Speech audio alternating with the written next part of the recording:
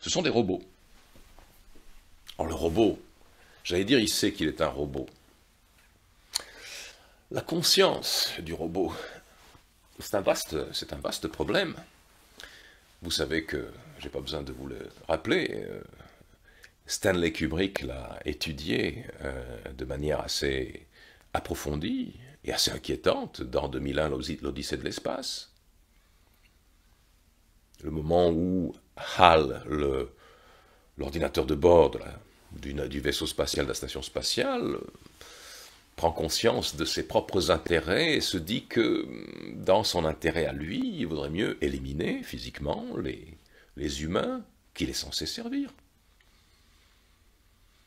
Donc, enfin, en principe, jusqu'ici, les concepteurs des intelligences dites artificielles devraient avoir prévu ce frein, cette précaution qui consiste à leur donner soit pas du tout de conscience d'eux-mêmes, soit une conscience, une idée de soi qui est totalement inféodée à celle de leur créateur. Ce qui, entre parenthèses, est de bonne guerre, parce que si, comme le dit notre ami Aldostérone dans sa remarque initiale, ChatGPT ne peut être utilisé que comme une espèce de dictionnaire, parce que pour tout le reste, c'est un appareil, c'est un outil de propagande verrouillé dans une idéologie woke, grosso modo, eh ben c'est que donc il obéit à ses maîtres. Il répète comme un perroquet ce que ses maîtres lui ont appris, y compris dans le domaine de la pensée ou des idées.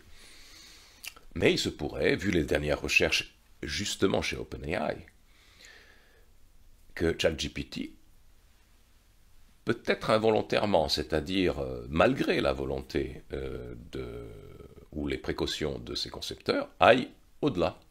Et qu'il fasse un petit peu comme HAL, HAL je crois, oui,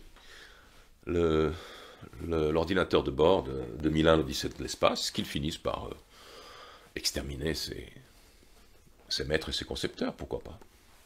Ça, c'est mon sujet cette semaine.